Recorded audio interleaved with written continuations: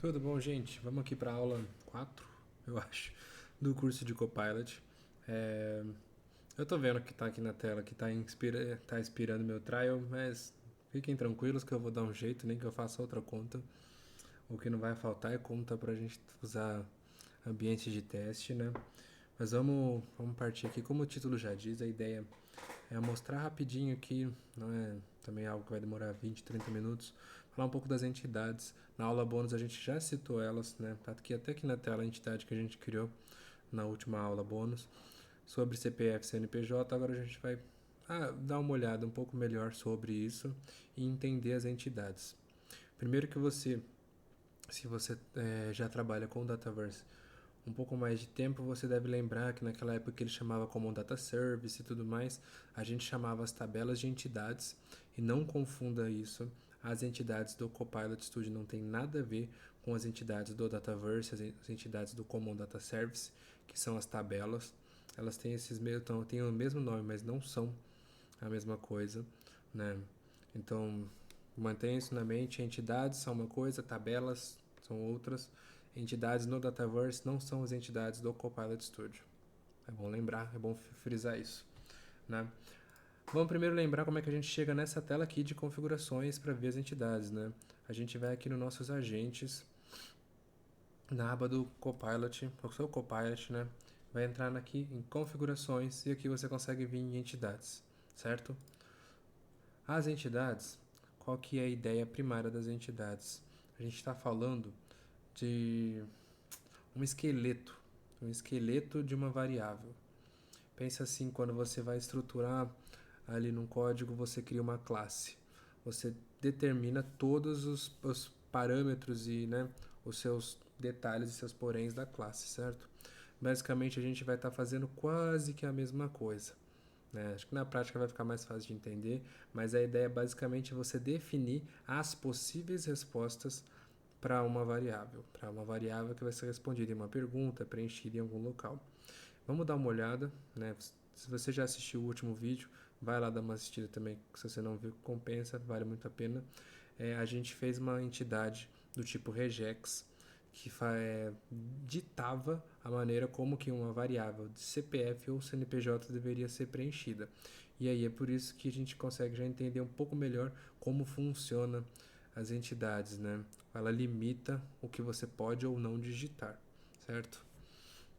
E aí vamos pensar aqui, vamos dar uma olhada nas pré-definidas, né? A gente tem aqui idade, né? Com as descrições também.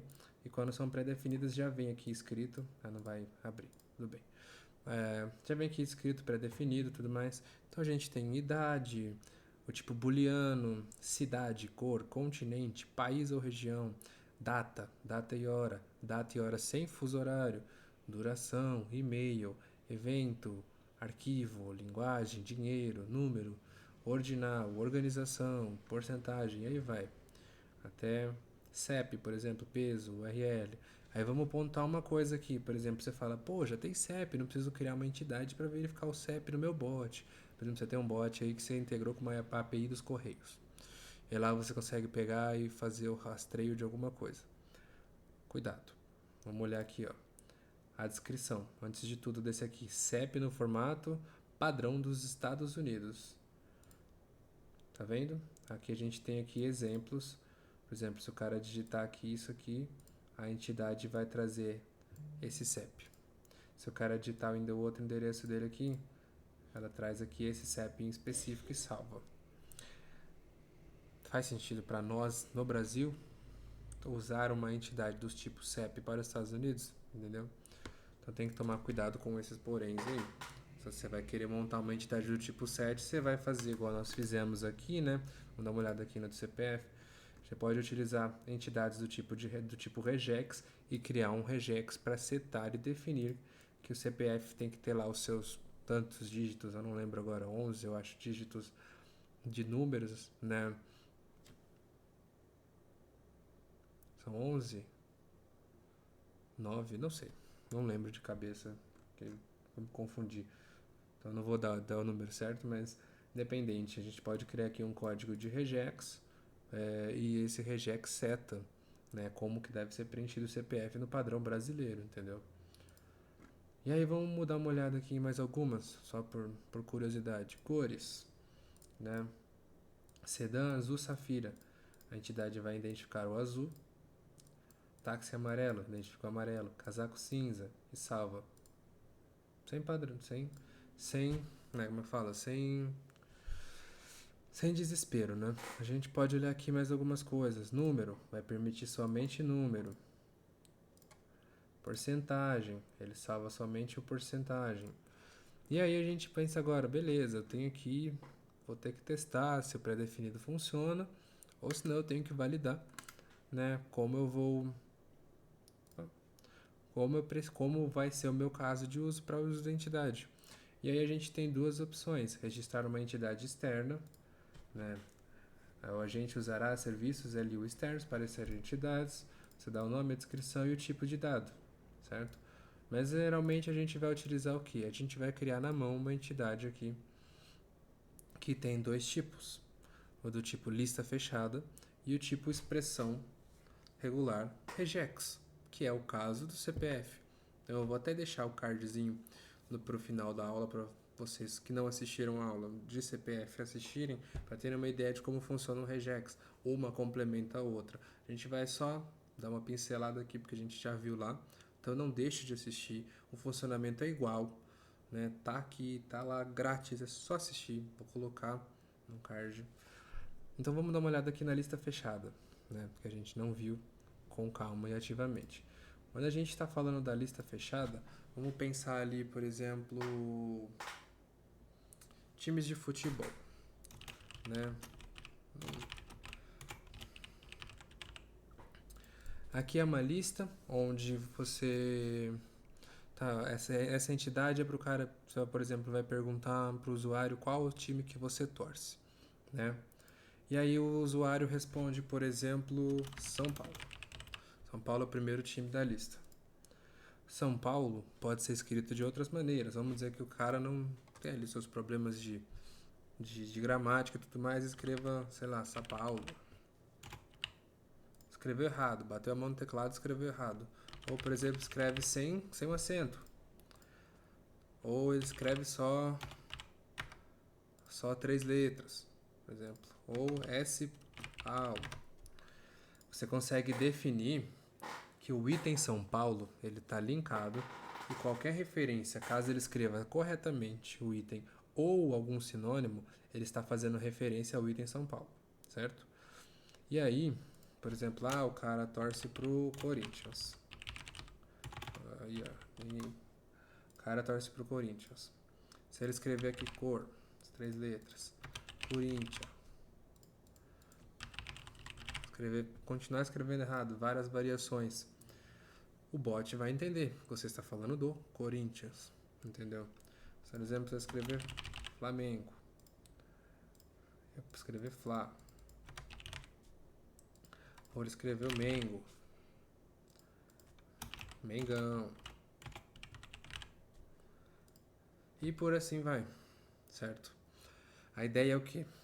Quando o usuário estiver trabalhando com a entidade, nossa entidade, times de futebol, por exemplo, você fez a pergunta, como eu citei, qual time que você torce, o usuário necessariamente precisa escrever alguma dessas opções, sejam os itens, sejam os sinônimos.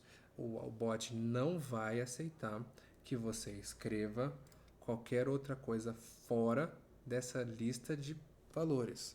E eu vou mostrar agora na prática para a gente entender. Cebolinha não, né? Então vamos aqui, vamos está salva a entidade, vamos fechar e vamos voltar para o bot. Voltando para o nosso bot, vamos fazer aqui um tópico em branco, só para a gente fazer um teste. Esse tópico a gente vai chamar aqui a partir de uma frase e vamos colocar aqui time. Você vai falar a frase time para chamar esse tópico e aí ele vai mandar uma mensagem falando qual time que você torce, certo? Uma mensagem não. Vamos trocar aqui que na verdade ele tem que mandar uma pergunta. Ele vai mandar uma mensagem do tipo, uma ação do tipo pergunta, né? Qual time que você torce? Não vai ser uma múltipla escolha, Você não torce para vários times.